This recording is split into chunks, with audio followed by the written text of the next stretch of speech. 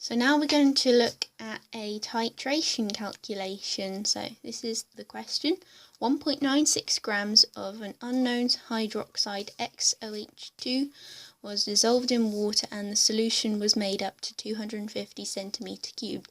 In a titration, 25 centimetre cubed of this solution required 21.2 centimetre cubed of 0.2 molar concentration hydrochloric acid to reach the endpoint. And that is the balanced equation you will use in the calculation, and it wants us to identify the hydroxide. So first of all, underline all the bits of information you need.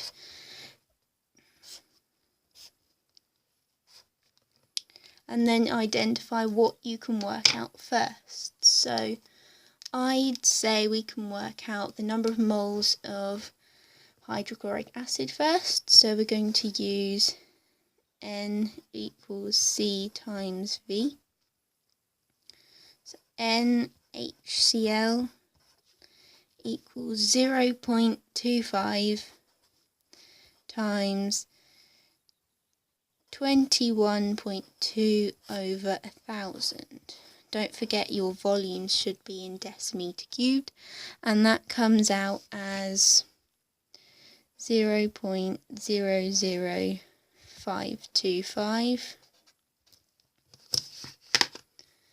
So that is our number of moles of hydrochloric acid. Now if we refer back to the balanced equation, we can see that 2 moles of HCl requires 1 mole of our unknown hydroxide. So we can work out the number of moles of our hydroxide by dividing this number by 2, because it's a 2-to-1 relationship.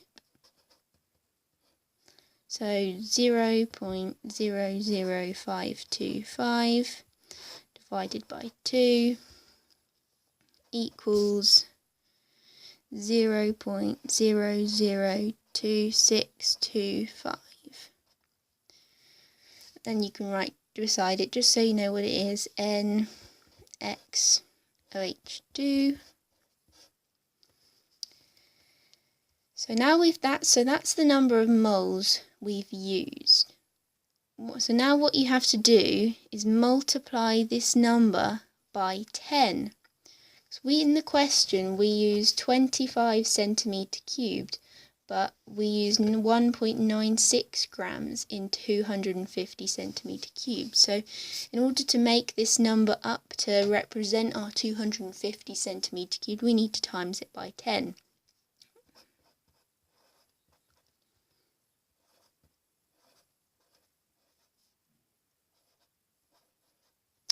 Now we can use a different relationship, that is N equals M over M, and we know that little m is 1.96 from the question, and if we divide this by 0.02625 we get 74.6 recurring, I think.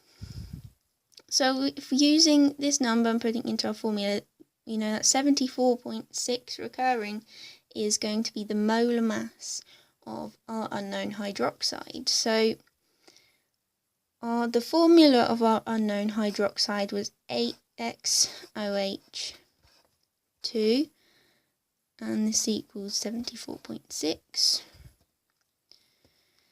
Now O and H, that's 17 I mean, multiplied by 2, that's 34. If we subtract 34 from 74.6, we get the value of X, which equals about 40.6. And if you look on your periodic tables, this is the closest value to calcium. So we know that our unknown hydroxide was calcium. Another way you can tell this is actually by looking at our formula here. So if you think about the charges on an OH minus ion, I just told you there, minus, so it's -1. We have 2 lots here, so That means our X must have a charge of 2, plus 2, in order for us needing 2 hydroxides. So if we know it's got a charge of plus 2, we know that it must be in group 2 of the periodic table.